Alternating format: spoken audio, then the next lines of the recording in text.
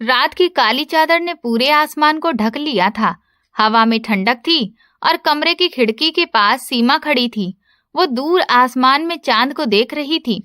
आज उसकी शादी की पहली रात थी। वो लाल जोड़े में सजी हुई थी, पर चेहरे पर खुशी का कोई नामो निशान नहीं था।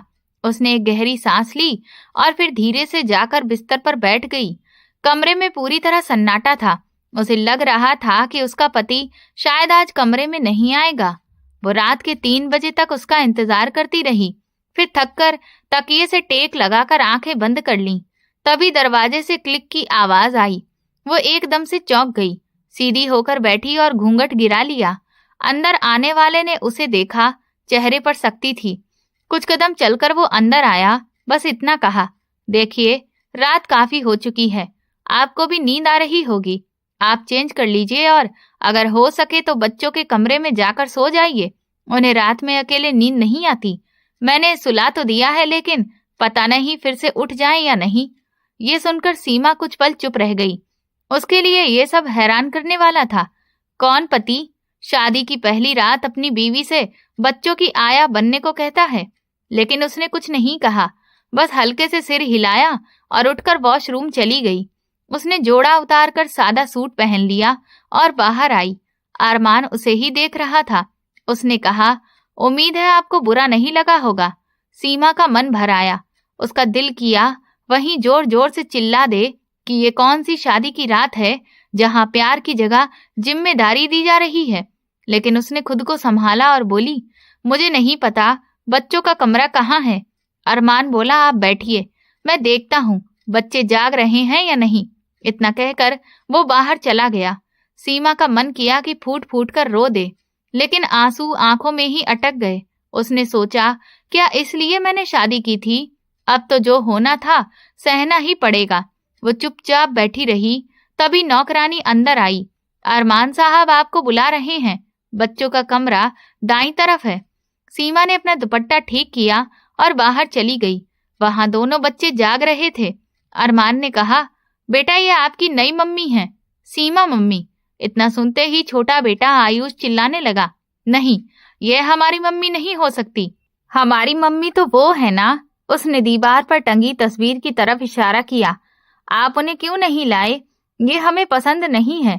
इतना कहकर आयुष ने सीमा को धक्का दिया और दरवाजा बंद कर दिया। सीमा के गाल लाल हो गए, अंदर खून खौल उठा।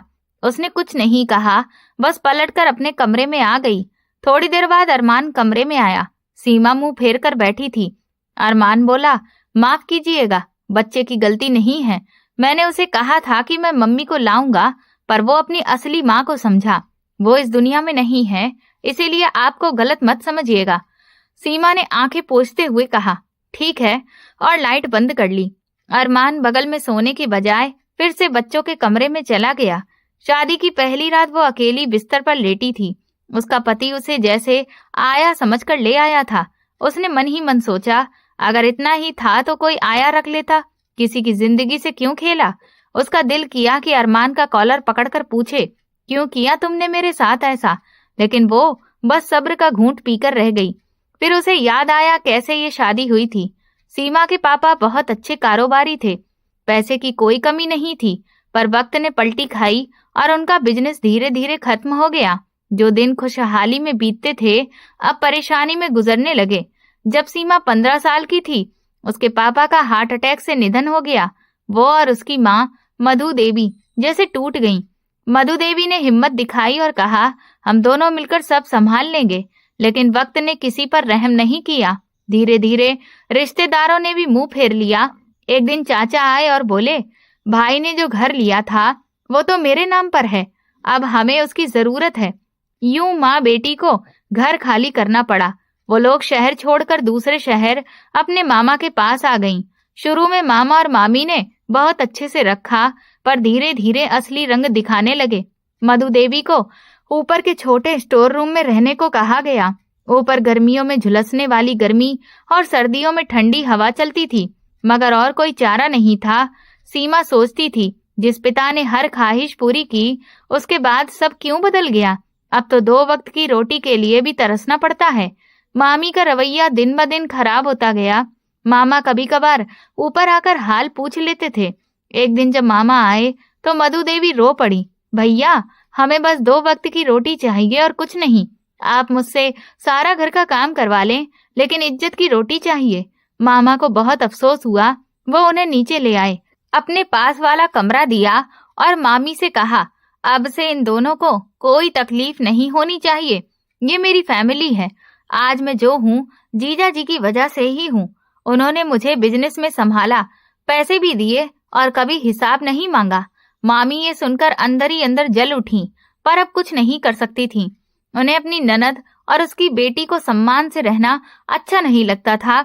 मधु देवी सीधी सादी, सब्र करने वाली और मेहनती औरत थी। वो घर का सारा काम करती और बदले में बस 2 वक्त की रोटी मिलती।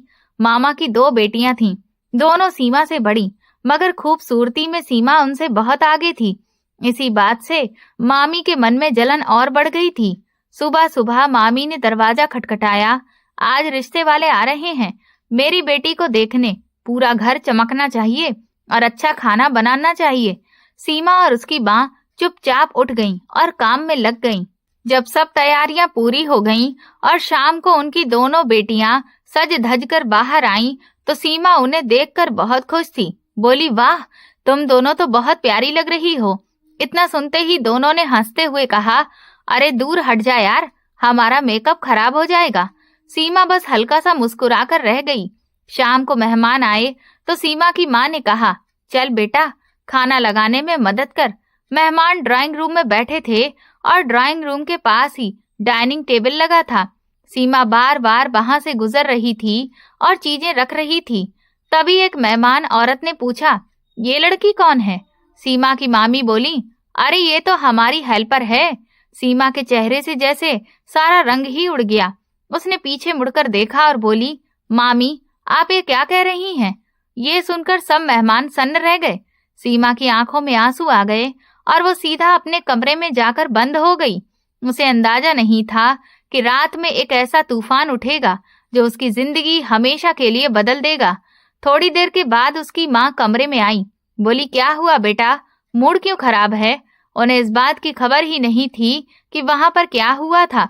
सीमा बोली, कुछ नहीं अम्मा, बस आज पता चल गया कि हम लोग इस घर में कितने अपने हैं। इतना कहते ही दरवाजे पर दस्तक हुई। सीमा की माँ ने दरवाजा खोला तो मामी गुस्से से खड़ी थी। उन्होंने कड़क आवाज में कहा, क्या समझ रखा है तुम दोनों ने? मेरी बेटियों का हक मार लोगी? याद रखो, उनके माँ बाप जिंदा हैं, किसी को उनका हक खाने नहीं देंगे। सीमा ने हैरानी से उन्हें देखा। वो कुछ समझ ही नहीं पा रही थी। उसने कहा, मामी मैंने क्या किया?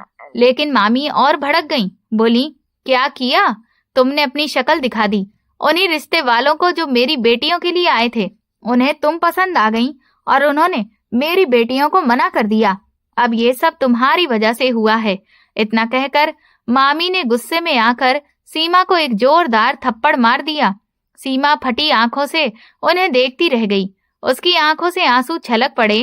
वो रोते हुए बोली, देखा अम्मा, ये लोग हमारे कभी अपने नहीं हो सकते, चाहे हम जान भी दे दें, इन्हें कभी खुशी नहीं मिलेगी। वो बिस्तर पर लेट गई और सिसकियों में डूब गई।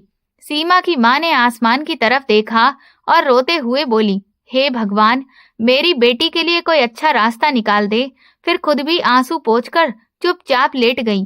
उनके पास वैसे भी कोई सहारा नहीं था। 2 दिन ऐसे ही गुजर गए। घर में तनाव भरा माहौल था।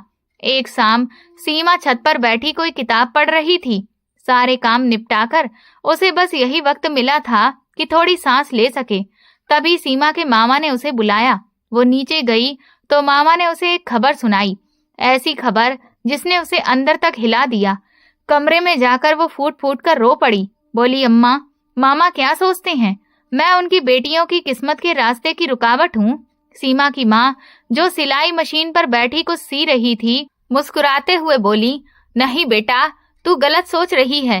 तेरे लिए एक बहुत अच्छा रिश्ता आया है। लड़का हर बात से परफेक्ट है। सीमा ने हैरानी से कहा, अच्छा रिश्ता? अम्मा, वो आदमी 32 साल का है, 2 बच्चों का बाप है, टूटा फूटा और थका हुआ इंसान है। उसे अपनी जिम्मेदारी उठाने के लिए मेरे जैसी लड़की चाहिए जो उसके बच्चों को भी संभाले और घर भी चलाए। ये रिश्ता परफेक्ट कैसे हुआ अम्मा? वो गुस्से में बोलती चली गई। सीमा की माँ ने सिलाई मशीन से हाथ हटाए और हाथ जोड़ते हुए बोली, बेटा हमारे पास अब कोई और रास्ता नहीं है। जो बातें तू यहाँ सुनती है वहाँ वो बातें नहीं सुननी पड़ेंगी। बड़ा घर है, खाने पीने की कमी नहीं होगी, और क्या चाहिए? सीमा की आंखों से आंसू निकल आए। बोली, अम्मा हर लड़की के कुछ सपने होते हैं शादी को लेकर। वो चाहती है कि उसका पति उसे प्यार करे, उसका ख्याल रखे। मैं भी तो वही चाहती हूँ। पापा जब तक जिंदा थे उन्होंने मुझे राजकुमारी की तरह पाला था। अब मामा मुझे किसी भी आदमी से ब्याह देंगे, आप कम से कम उनका विरोध तो कर सकती हैं। सीमा की माँ की आंखें भर आईं। बोली, मेरा विरोध किसी काम का नहीं होगा बेटी। सीमा अचानक उठ खड़ी हुई। बोली, मैं अभी जाकर मामा को मना कर दूंगी कि मैं किसी ऐसे आदमी से शादी नहीं करूंगी जो मेरे लायक नहीं है, जो 2 बच्चों का बाप है। वो जैसे ही बाहर निकलने लगी, माँ ने उसका हाथ पकड़ लिया और बोली, अगर तूने ऐसा किया तो तू मुझे मरा हुआ समझ लेना। सीमा वहीं जम सी गई। उसने कभी नहीं सोचा था कि उसके साथ ऐसा दिन भी आएगा। वो अपने फोन को बार बार देख रही थी। उसने उस इंसान को कई कॉल्स और मैसेजेस किए थे जिसने उससे वादा किया था कि वो उसे इस मुसीबत से निकाल ले जाएगा। वो उसका कॉलेज का दोस्त विजय था, जिससे वो दिल से प्यार करती थी। 3 दिन हो चुके थे, लेकिन विजय का नंबर बंद जा रहा था। अब जब 3 दिन गुजर गए और कोई जवाब नहीं आया, तो सीमा ने हार मान ली और मामा को कह दिया कि वो उसकी शादी की तारीख तय कर दें।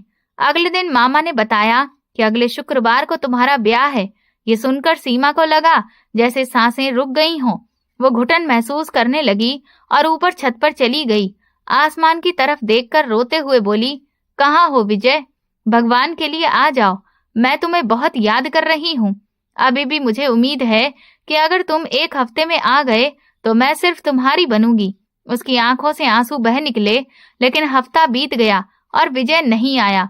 फिर वो दिन भी आया जब सीमा अरमान की दुल्हन बनकर बैठी थी, अपनी अधूरी मोहब्बत पर मातम करती हुई।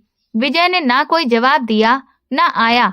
सीमा ने किस्मत के आगे सिर झुका दिया और अरमान के घर चली गई, जहां उसे उसके 2 बच्चों को भी पालना था। सीमा की माँ ने भी पहले बहुत विरोध किया था, लेकिन मामी ने एक ही बात कहकर सब खत्म कर दिया। तुम्हारी बेटी को उसके बाप की गैर मौजूदगी और बिना दहेज के अगर कोई अपना नाम देने को तैयार है तो शुक्र मानो। हमारी 2 बेटियां हैं, हम दहेज में मदद नहीं कर सकते। मामी के इस तीखे जवाब ने मधु देवी को अरमान के रिश्ते पर सोचने पर मजबूर कर दिया था और आखिर उन्होंने अपने भाई को हाँ कह दी। सीमा ब्याह के ससुराल चली गई, लेकिन शादी की पहली रात अरमान ने उसके साथ जो सलूक किया, उसने सीमा को अंदर तक तोड़ दिया था। अगली सुबह जब उसकी आंख खुली तो कमरे में अंधेरा पसरा हुआ था। वो घबरा के उठ बैठी, चारों तरफ नजर दौड़ाई। समझ ही नहीं आ रहा था कि क्या करे क्या ना करे। तभी दरवाजा खुला और अरमान सीने पर हाथ बांधे सख्त नजरों से उसे देख रहा था। टाइम देख रही हो तुम? सुबह के 11 बज रहे हैं और तुम अब तक नहीं उठी। मेरे बच्चे कब से इंतजार कर रहे हैं। उन्होंने नाश्ते की टेबल पर हंगामा मचा रखा है। जल्दी जाओ और उन्हें नाश्ता करवाओ।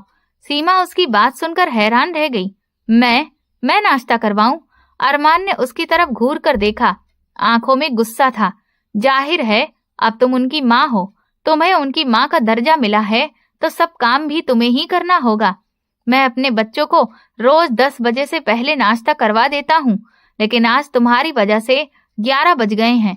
सीमा फौरन उठी और बाहर आई। वहां का मंजर देखकर उसकी आंखें भर आईं। टेबल पर जूस गिरा पड़ा था, चाय फैली हुई थी और ऑमलेट का हाल तो कुछ और ही था। उसने गहरी सांस ली। किसी ने उसे नाश्ता तक पूछना गवारा नहीं किया था। उसने दोनों बच्चों को पास बुलाया और प्यार से कहा, आओ बेटा, यहाँ आओ। वो दोनों करीब करीब एक ही उम्र के लग रहे थे। दोनों ने एक दूसरे की तरफ देखकर मुस्कुराया और फिर दौड़कर सीमा के पास आ गए। आप हमें मारेंगी तो नहीं ना? पूजा ने आंखें फैलाकर पूछा। सीमा ने हंसकर सिर हिलाया। नहीं बेटा, मैं तुम्हारी माँ हूँ। माँ थोड़ा डांटती है, थोड़ा प्यार करती है। अब हम सब मिलकर नाश्ता करेंगे, लेकिन पहले टेबल साफ करनी पड़ेगी ना। देखो कैसी गंदी हो गई है। सीमा ने प्यार से दोनों को गले लगाया तो वो दोनों मान गए। दरवाजे में खड़ा अरमान ये सब देख रहा था। उसके चेहरे पर हल्की सी मुस्कान आई। उसे लगा सीमा उसके लिए अच्छा फैसला साबित होगी, लेकिन सीमा के अंदर क्या तूफान चल रहा था ये किसी को नहीं पता था। शादी को 2 दिन ही हुए थे जब सीमा ने अरमान से कहा कि वो मायके जाना चाहती है। ये सुनते ही अरमान भड़क गया। मायके जाओगी तो बच्चे कौन संभालेगा? तुम्हें पता है मेरी माँ बूढ़ी हो गई हैं, उन्हें नर्स देखती है। मैं बच्चों को किसके हवाले कर दूं? मुझे ऑफिस जाना होता है। सीमा ने सिर झुका लिया और धीमे से बोली, ठीक है, और कमरे में लौट गई। वहां आयुष और पूजा आपस में झगड़ रहे थे। सीमा चुपचाप उनके पास बैठी रही। 2-3 बार मना भी किया, लेकिन आयुष ने सुना नहीं और एक खिलौना उठाकर पूजा के सिर पर दे मारा। अरमान जो बाहर निकल ही रहा था, उसने पूजा के रोने की आवाज सुनी तो दौड़कर अंदर आया। पूजा सिर पकड़कर रो रही थी और उसके सिर से खून निकल रहा था। सीमा ने तुरंत उसका खून रोकने की कोशिश की, लेकिन अरमान ने सब देख लिया था। वो गुस्से से लाल हो गया। वो आया और सीमा का हाथ पकड़कर उसे खड़ा किया, फिर एक जोरदार थप्पड़ उसके चेहरे पर मारा। सीमा सन्न रह गई, हाथ से अपना चेहरा पकड़कर बस उसे देखती रह गई। तुम्हें यहाँ क्यों लाया हूँ मैं? बच्चों का ध्यान रखने के लिए, लेकिन तुम्हें तो बस मायके जाने की पड़ी है। बच्चों की परवाह नहीं है तुम्हें। आयुष ने तुम्हारे होते हुए पूजा को मारा और तुम्हें कुछ पता नहीं। वो चिल्लाया तो सीमा पीछे हट गई। उसने तुरंत पूजा को बाहों में भर लिया। अरमानों से लेकर अस्पताल चला गया। सीमा पीछे आई। मैं भी चलती हूँ, लेकिन अरमान की एक कड़ी नजर ही काफी थी। वो वहीं रुक गई और बस दरवाजा बंद होते देखती रही। पूजा के लिए उसका दिल पिघल गया था। वो बच्ची थी, उसे लगना सीमा को भी अंदर तक हिला गया था, लेकिन उसे समझ नहीं आ रहा था कि ये कौन सा इंसाफ है कि शादी के तीसरे दिन ही उसका पति उसे थप्पड़ मारे। दोपहर हो गई थी। अरमान अब तक पूजा को लेकर नहीं लौटा था। सीमा ने आयुष को खाना खिला दिया था, लेकिन खुद सुबह से कुछ भी नहीं खाया था। वो पूजा की फिक्र में बेचैन थी। उसने अरमान को फोन किया, लेकिन उसने फोन काट दिया। तभी उसकी माँ मधु देवी का फोन आया। रोते हुए उसने सब कुछ बता दिया। मधु देवी फौरन उसके घर पहुंची। तभी अरमान अंदर आया। मधु देवी को देखकर उसके माथे पर बल पड़ गए। माफ कीजिए आंटी जी, लेकिन अपनी बेटी को समझाइए कि अब मायके में दिल लगाने से अच्छा है कि ससुराल में लगाए। अगर वो ध्यान रखती तो आज मेरी बेटी को ये चोट नहीं लगती। पूजा की हालत देखकर मधु देवी ने सीमा की तरफ गुस्से से देखा। तुम जानती हो ना, अब लौटने का कोई रास्ता नहीं है। सीमा चुपचाप सिर झुकाकर खड़ी रही। उसने मन में ठान लिया कि अब वो किसी बात में गलती नहीं करेगी। रात को वो दोनों बच्चों को कहानी सुना रही थी जब अरमान कमरे में आया। तुम अभी तक इन्हें यहाँ बिठाए हुई हो, इन्हें इनके कमरे में भेजो और आज से तुम वहीं पर सोओगी। जब जरूरत होगी मैं खुद बुला लूंगा। सीमा का चेहरा सुर्ख हो गया। अंदर से गुस्सा उबल आया, लेकिन उसने कुछ भी नहीं कहा। वो दोनों बच्चों को लेकर उनके कमरे में चली गई। कुछ ही देर में वो दोनों सो गए। सीमा देर तक वहां पर टहलती रही, खुद से बातें करती रही। उसके और अरमान के बीच कोई अपनापन नहीं था, कोई समझ नहीं थी। उसे एहसास हुआ कि अरमान ने उसे अपनी बीवी नहीं, बच्चों की आया बनाकर लाया है। अब वो किसी से शिकायत भी नहीं कर सकती थी। गिला तो उसे सिर्फ अपनी किस्मत से था, जिसने उसे इस मोड़ पर लाकर खड़ा कर दिया था जहां वो चाहकर भी कुछ नहीं कर पा रही थी। कुछ सोचकर वो बच्चों के कमरे से बाहर निकली और इतने बड़े घर में टहलने लगी।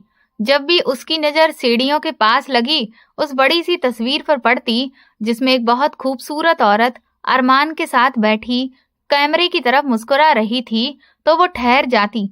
वो आगे बढ़ी और तस्वीर को गौर से देखने लगी। जैसे ही उसने हाथ बढ़ाया, तस्वीर का बैलेंस बिगड़ गया और वो जमीन पर गिरकर टूट गई।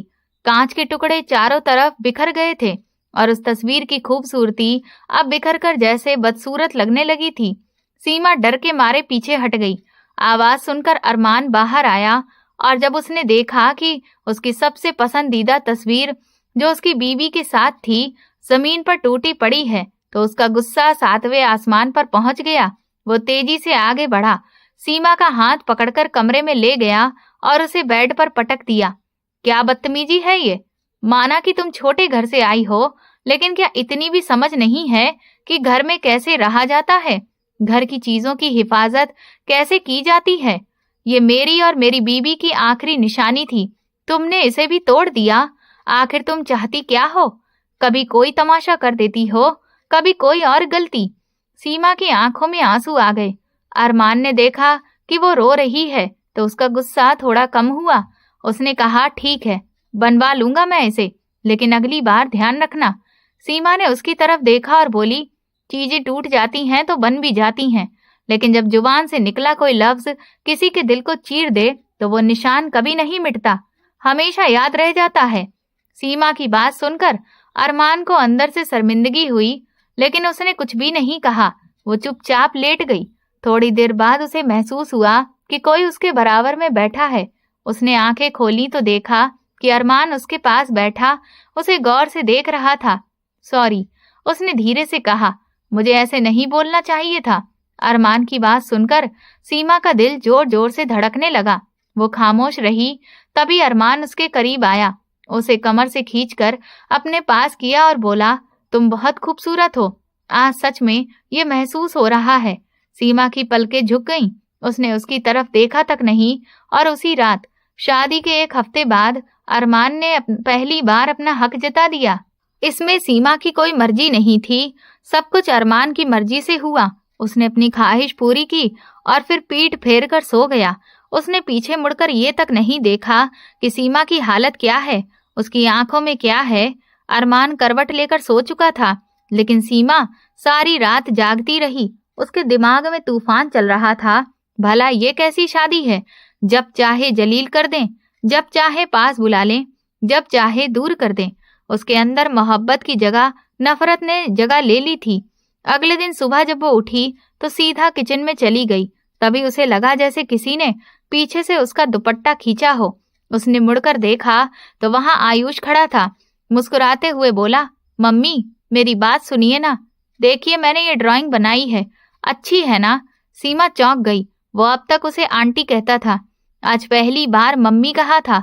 उसके दिल में एक हल्की सी मुस्कान आई। उसने ड्राइंग ली और बोली, बहुत प्यारी है। तभी पूजा दौड़ती हुई आई, आंटी आज हम पार्क चलेंगे ना? पापा तो हमें ऑफिस से आने के बाद पार्क ले जाते थे, आज आप चलिए ना हमारे साथ। सीमा के दिल में एक अजीब सी नरमी आई। धीरे धीरे उसे इस घर की हर बात समझ में आने लगी थी। उसने जल्दी जल्दी बच्चों को नाश्ता कराया, फिर उन्हें तैयार किया और खिलौनों के साथ बिठा दिया। जब अरमान ऑफिस जाने लगा तो सीमा ने हिम्मत करके कहा, अगर आप बुरा न माने तो मैं बच्चों को शाम को पास के पार्क में ले जाया करूं। अरमान पहले तो थोड़ा हैरान हुआ, फिर मुस्कुराया और बोला, ठीक है, ले जाया करो। दिन बीतते गए। बच्चे अब सीमा से बहुत जुड़ गए थे। वो उसके बिना सोना तो दूर, खाना भी नहीं खाते थे।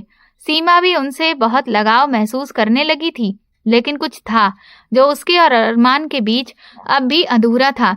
पति पत्नी का रिश्ता तो बन चुका था, पर दिल और दिमाग से वो एक दूसरे से बहुत दूर थे। उनके बीच बस एक दिखावटी रिश्ता था, जिसमें ना अपनापन था न सुकून। सीमा के अंदर अब भी खालीपन था। उसकी माँ का 5 साल पहले देहांत हो चुका था और उसके जाने के बाद वो अपने मामा मामी के घर भी नहीं जाती थी। उसे अब सिर्फ एक चीज की कमी महसूस होती थी, प्यार की। अरमान ने उसे सब कुछ दिया था, बड़ा घर, सुविधा, इज्जत, पर मोहब्बत नहीं। वो चाहती थी कोई ऐसा हो जो उसे समझे, उसकी तारीफ करे, उसकी अच्छाई को महसूस करे, उसके अंदर झांके, उसकी बातों में दिलचस्पी ले, उसे अपनेपन से भर दे। लेकिन अरमान के साथ उसका रिश्ता बस एक आदत बन चुका था। पति पत्नी के नाम पर रिश्ता तो था, लेकिन एहसास और लगाव गायब थे। और यही एक बात सीमा के दिल में गहरा खालीपन छोड़ गई थी। बच्चे उससे बहुत ज्यादा प्यार करते थे, एक पल भी उसके बिना नहीं रहते थे, और सीमा को भी इस बात का एहसास हो गया था। एक दिन सुबह सुबह उठते ही उसे बहुत तेज चक्कर आए। उसे लगा जैसे वो जमीन पर गिर जाएगी। तभी अरमान ने उसे पकड़ लिया। क्या हुआ, तुम्हारी तबीयत ठीक नहीं है क्या? अरमान ने उसे कुर्सी पर बिठाते हुए पूछा। ठीक हो, बस 2-3 दिन से थोड़ा सा अजीब लग रहा है, सीमा ने धीरे से कहा। तभी अरमान के दिमाग में खतरे की घंटी बजी। देखो, मैंने तुम्हें पहले ही कहा था, मुझे और बच्चे नहीं चाहिए, और अगर ऐसी कोई बात है तो इसे शुरू होने से पहले ही खत्म कर दो। सीमा सुनकर पत्थर सी रह गई। उसका ध्यान तो इस तरफ गया ही नहीं था, और अगर कुछ होता भी तो वो सीमा का पहला बच्चा होता। अरमान इतना बेरहम कैसे हो सकता है? सीमा की आंखों से आंसू निकल पड़े। तभी आयुष और पूजा अंदर आए और माँ को रोते देखा तो दोनों उसके पास बैठ गए। माँ, आप रो क्यों रही हो? आयुष ने अपने छोटे छोटे हाथों से उसके आंसू पोंछे। माँ, आप रोती हुई अच्छी नहीं लगती, हंसती हुई बहुत प्यारी लगती हैं, पूजा बोली। लेकिन सीमा के चेहरे पर मुस्कुराहट नहीं आई। आज अरमान ने सच में साबित कर दिया था कि उसने सीमा को सिर्फ बच्चों की आया और खुद का टाइम पास बनाने के लिए घर लाया है। उसके लिए सीमा की कोई अहमियत नहीं थी, ना कोई जगह।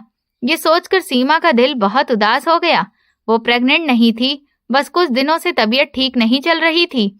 उसने सोचा शायद कमजोरी होगी, पर अरमान ने उसे अंदाजा लगाने तक से मना कर दिया और साफ कह दिया कि अगर ऐसा कुछ हुआ तो फिर अंजाम बहुत बुरा होगा। शाम तक उसका मन बहुत भारी था। उसने अलमारी से अपना पुराना मोबाइल निकाला जिसमें उसकी और उसके कॉलेज फ्रेंड विजय की कुछ पुरानी चैट्स बची हुई थीं। वो चैट पढ़ते हुए उसकी आंखों से आंसू टपक पड़े। विजय ने उससे शादी का वादा किया था, पर वो निभा नहीं सका।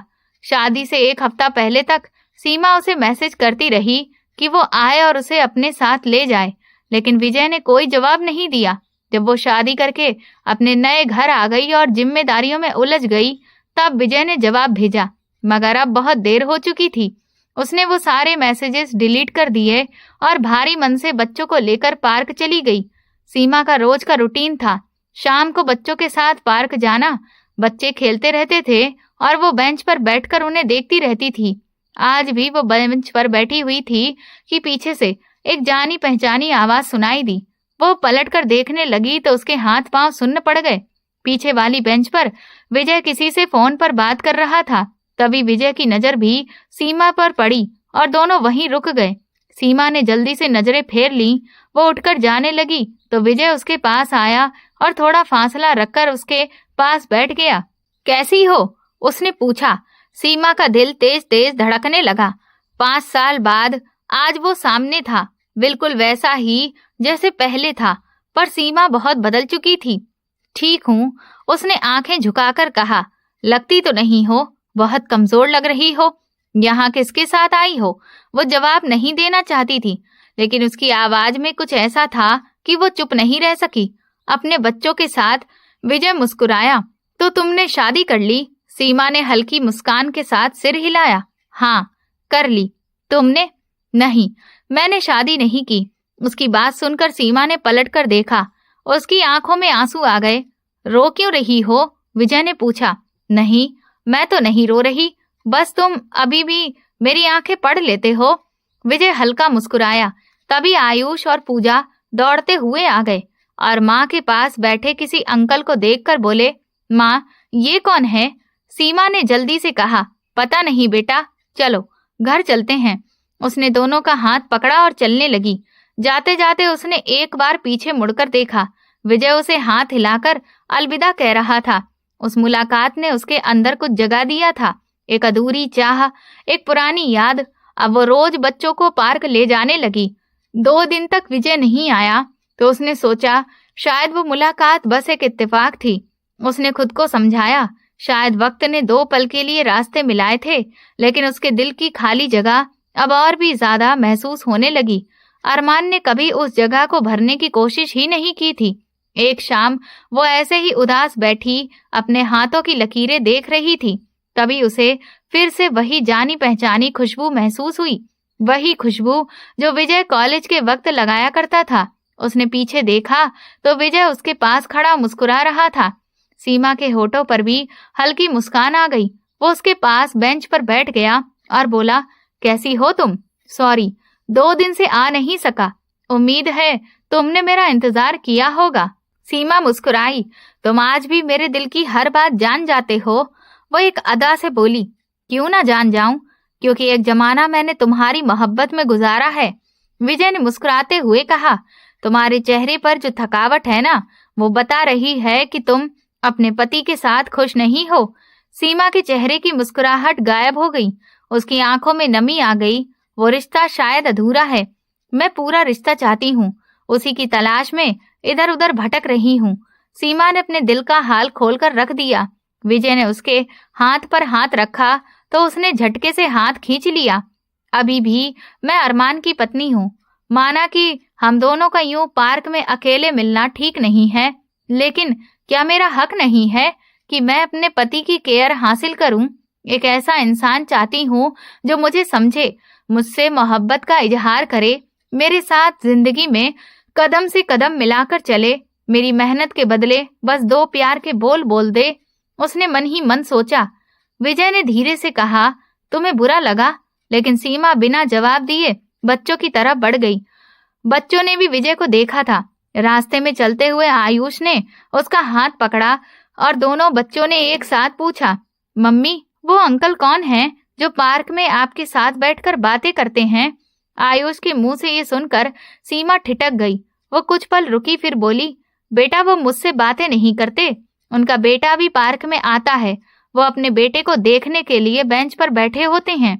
उसने बात बदल दी, लेकिन तभी उसे एहसास हुआ कि कहीं वो कुछ गलत तो नहीं कर रही। इस एहसास ने उसे भीतर से झकझोर दिया।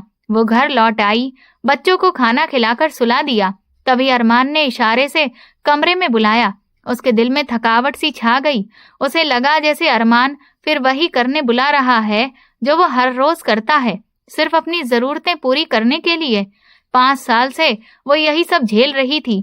पहले बच्चे, फिर अरमान, फिर बच्चे। उसकी खुद की जिंदगी जैसे कहीं खो गई थी। वो धीमे कदमों से कमरे में गई। अरमान लैपटॉप पर कुछ काम कर रहा था। उसने इशारे से उसे अपने पास बुलाया। आज पहली बार ऐसा हुआ था कि वो काम के बीच में उसे बुला रहा था। कैसी हो? बहुत बिजी रहती हो आजकल, 2 मिनट बैठकर बात कर लिया करो, उसने कहा। सीमा हैरान होकर बोली, मैं बिजी रहती हूँ? शायद हम दोनों ही बिजी रहते हैं। खैर बताओ, दिन कैसा गुजरा? बच्चों ने क्या किया? तुमने खाना खाया? अरमान ने पूछा। तभी सीमा को याद आया कि आज उसने कुछ खाया ही नहीं था। क्या तुमने खाना नहीं खाया? रात के 12 बज रहे हैं, अरमान ने हैरत से कहा। सीमा उठने लगी। मैं अभी ले आती हूँ। अरमान ने उसका हाथ पकड़कर उसे पास बिठा लिया। नौकरानी को बोल दूंगा, वो ले आएगी। तुम क्यों थक रही हो? थोड़ा आराम करो, तुम बहुत थक जाती हो ना। पहली बार अरमान का लहजा इतना नरम था। सीमा के दिल की दीवार से जैसे एक ईंट गिर गई। अरमान ने आज पहली बार न सिर्फ उससे खाने का पूछा था, बल्कि उसे आराम करने के लिए कहा था। सीमा के होठों पर हल्की सी मुस्कान आई। थोड़ी देर में नौकरानी खाना ले आई। अरमान ने प्लेट उसके आगे रखी। मैं खा चुका हूँ, वरना तुम्हारा साथ देता। तुम खा लो, फिर थोड़ी बातें करते हैं। जब तक सीमा खाना खत्म करती, अरमान वहीं सोफे पर लेट गया और पल भर में सो गया। सीमा ने गहरी सांस ली, बर्तन उठाकर किचन में रख दिए, फिर बच्चों के कमरे में चली गई। वो चैन से सो रहे थे। कुछ देर पहले जो खुशी उसके दिल में आई थी, वो अचानक जैसे कहीं गुम हो गई। अगली सुबह सारे काम निपटाने के बाद शाम होते ही सीमा ने बच्चों का हाथ थामा। वो किसी चुंबक की तरह विजय से मिलने के लिए बेचैन थी, क्योंकि विजय उसकी आंखों में छिपे सवालों को पढ़ लेता था और उनके जवाब बड़ी सादगी से दे देता था। वो उसके दिल की हालत को जानता था और उसे ऐसे समझाता था कि सीमा को लगता था कि बस यही जिंदगी खूबसूरत है। बाकी जो जिंदगी वो अरमान के साथ जी रही है, उसमें बस जिम्मेदारी और समझौते हैं, प्यार नाम की कोई चीज नहीं।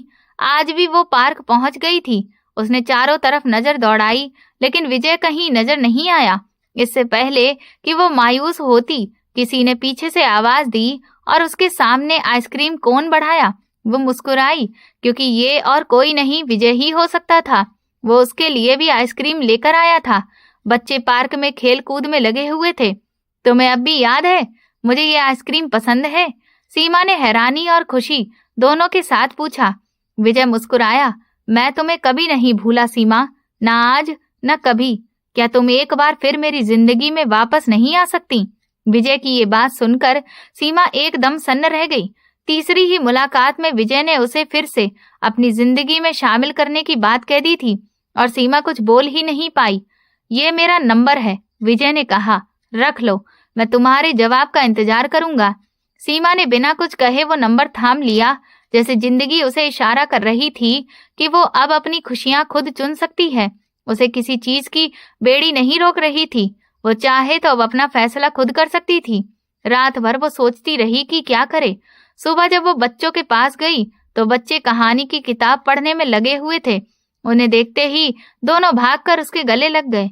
मम्मी, आप बहुत अच्छी हैं, लेकिन एक बात कहूं? पूजा ने धीरे से कहा। हाँ बेटा, बोलो। पूजा ने कान में फुसफुसाकर कहा, आप उन अंकल से मत मिला करो, मुझे वो अच्छे नहीं लगते। मुझे तो सिर्फ पापा ही अच्छे लगते हैं। सीमा जैसे पत्थर की हो गई। पूजा ने आगे कहा, आप पापा के साथ ही अच्छी लगती हैं। आप हमें छोड़कर मत चली जाना मम्मी। वो अंकल मुझे लगता है आपको हमसे छीन लेंगे। उनकी बातों में मत आना। ये सुनकर दोनों बच्चे रो पड़े और सीमा के सीने से लग गए। जब वो घर पहुंची तो घर में थोड़ा अंधेरा था। उसे हैरानी हुई ही थी कि तभी बच्चों ने जोर से चिल्लाया, हैप्पी बर्थडे मम्मी। सीमा हैरान रह गई। अरे, तुम्हें मेरा बर्थडे याद था? हाँ मम्मी, पापा ने बताया था। चलिए कमरे में, वहाँ बहुत बड़ा सरप्राइज है। बच्चे उसका हाथ पकड़कर कमरे में ले गए। अंदर पहुंची तो देखा पूरा कमरा सजाया हुआ था। बीच में केक रखा था। सीमा की आंखें भर आईं। शादी के 5 साल बाद अरमान ने पहली बार ऐसा सरप्राइज दिया था। वो बहुत खुश थी। बच्चों ने उसे प्यार से केक खिलाया और ऐसा माहौल था जैसे घर में फिर से खुशियां लौट आई हों। अरमान और सीमा के बीच जो दीवार थी वो अब धीरे धीरे टूटने लगी थी। उस रात अरमान ने उसे गिफ्ट दिया और उसके बालों में उंगलियां फेरते हुए बहुत देर तक बातें करता रहा। अपने बचपन की, अपनी पुरानी यादों की और अपनी पहली बीवी की भी। उसके दिल का बोझ जैसे धीरे धीरे उतरने लगा था। पहली बार उसने सीमा को अपने दिल से अपनाया। सीमा के लिए बस इतना ही काफी था। उस रात वो सुकून से सोई। बच्चे अपने कमरे में थे और अरमान के साथ वो अपनी नई यादें बना रही थी। अगली सुबह अरमान ने कहा, आज ऑफिस से जल्दी आऊंगा, बच्चों को और तुम्हें आउटिंग पर ले चलूंगा। शादी के बाद पहली बार वो अरमान के साथ घूमने जा रही थी। उसने बहुत प्यार से तैयार होकर बच्चों के साथ बाहर कदम रखा। सब मिलकर घूमे, हंसे, खाए पिए और बच्चों की हंसी ने जैसे सीमा के दिल में फिर से जिंदगी भर दी। अरमान भी अंदर से बहुत खुश था।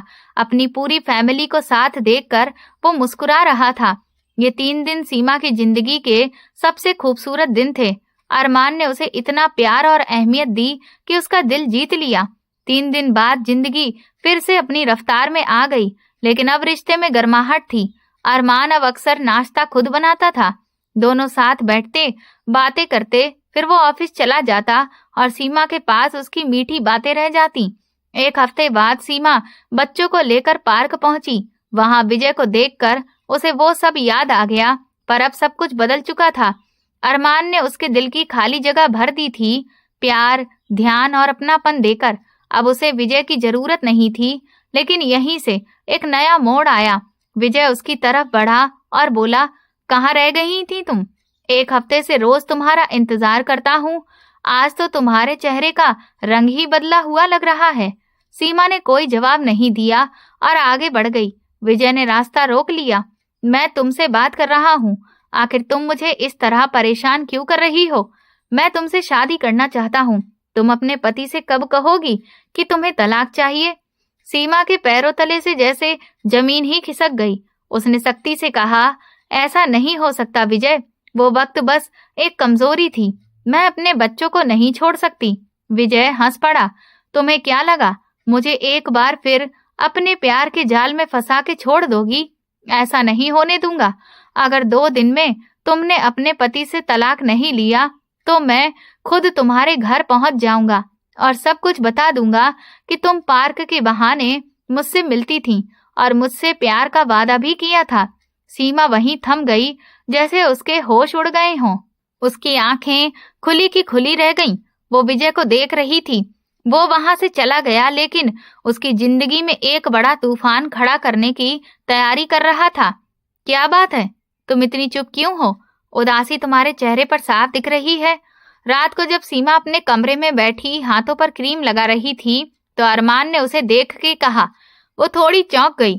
कुछ नहीं, बस थोड़ी थकान है। अरमान आगे बढ़ा और उसकी कमर पकड़कर उसे अपने करीब किया। मेरी बीवी उदास हो और मैं उसकी उदासी दूर ना करूं। वो उसकी गर्दन के पास झुककर उसे एहसास कराने लगा कि उसे सीमा की फिक्र है। सीमा मुस्कुराई, लेकिन उसी वक्त उसे विजय की बात याद आ गई। वो एकदम से खो सी गई। अब वो क्या करेगी? अगर उसने अरमान को सब कुछ बता दिया तो शायद अरमान की ये मोहब्बत, जो अभी कुछ वक्त पहले ही उसे मिलनी शुरू हुई थी, फिर से खत्म हो जाएगी।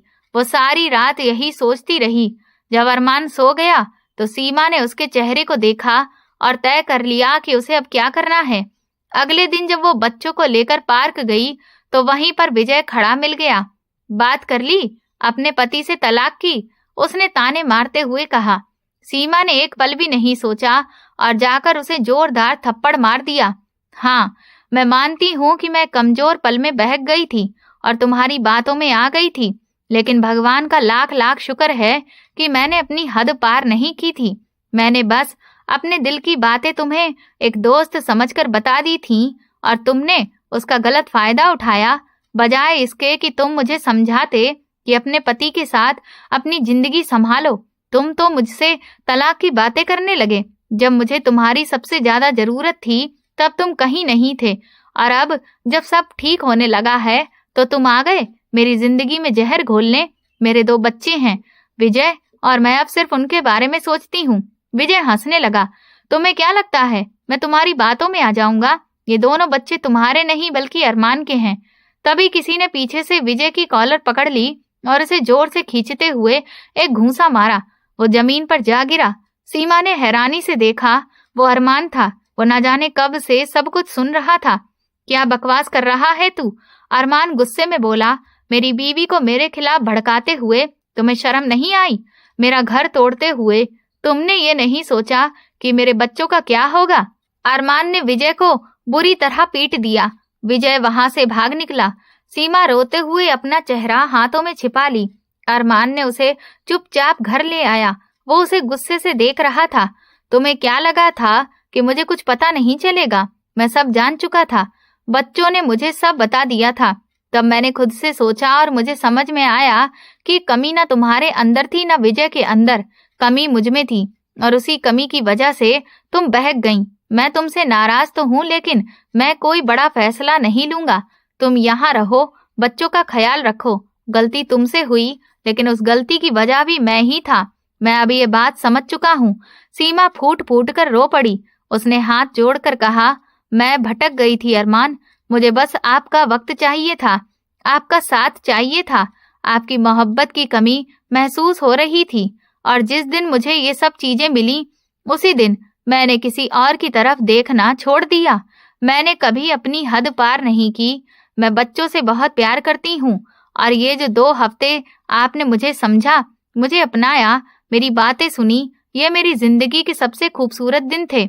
5 साल तक सब कुछ सहा, पर अब मुझे लगता है कि मेरी मेहनत रंग लाई है। अरमान ने उसके कंधे पर हाथ रखा और उसे अपने सीने से लगा लिया। बस अब और मत रो सीमा, मुझे तुम पर पूरा भरोसा है। जब 5 साल तक तुमने किसी और की तरफ नहीं देखा, तो अब तो मैं जान गया हूँ कि तुम मुझे और बच्चों को कभी नहीं छोड़ सकती। वो मुस्कुराई, लेकिन अचानक उसके सिर में चक्कर आने लगे। वो गिरने लगी। अरमान ने फौरन उसे पकड़ लिया। उसने उसे बेड पर लिटाया और डॉक्टर को तुरंत फोन किया। डॉक्टर आया और बोला, आपकी पत्नी काफी कमजोर हैं, आपको इनका अच्छे से ख्याल रखना पड़ेगा, और हाँ, ये प्रेग्नेंट भी हैं। ये सुनकर अरमान के चेहरे पर खुशी फैल गई। सीमा ने शर्म से अपना चेहरा झुका लिया। हम इस बच्चे को जरूर इस दुनिया में लाएंगे। अरमान ने उसके बालों में हाथ फेरते हुए कहा, ये हमारा बच्चा होगा, हमारी मोहब्बत की निशानी। बच्चे भी ये खबर सुनकर बहुत खुश हुए कि उनका छोटा भाई या बहन आने वाला है। सीमा ने राहत की सांस ली। उसे लगा जैसे भगवान ने आखिरकार उसकी सुन ली हो। सीमा ने अरमान की छाती पर सिर रखकर उसकी बातें सुनी। वो अपने आने वाले बच्चे को लेकर सपने देख रहा था कि उसे कैसे पालेंगे, कैसे उसकी हर खुशी पूरी करेंगे। सीमा की आंखों में आंसू थे, लेकिन इस बार वो खुशी के थे। उसने भगवान को दिल से धन्यवाद दिया। कई सालों की तकलीफों के बाद आखिर उसकी किस्मत उस पर मेहरबान हो गई थी।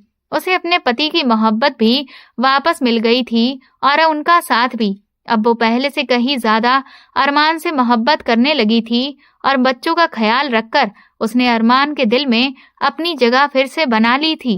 ये पूरी कहानी काल्पनिक है, इसका किसी भी व्यक्ति, स्थान या वास्तविक घटना से कोई संबंध नहीं है। इसका उद्देश्य केवल मनोरंजन, शिक्षा और सस्पेंस आधारित कहानी को प्रस्तुत करना है। आपको ये कहानी कैसी लगी, मुझे कमेंट सेक्शन में जरूर बताएं। मेरे चैनल को सब्सक्राइब कर वीडियो को लाइक कर दें और वीडियो को हाइप भी दें। और ऐसी और भी रोमांचक कहानियों को सुनने के लिए मेरे चैनल के साथ बने रहें। धन्यवाद।